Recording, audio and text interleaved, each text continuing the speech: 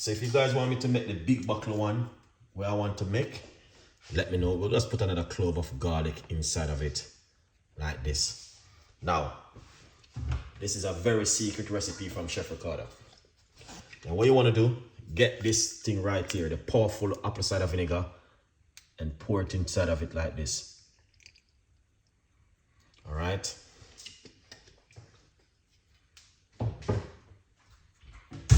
And what you're gonna do, cover it. This recipe is from Chef Ricardo, a 600,000-year-old. All right.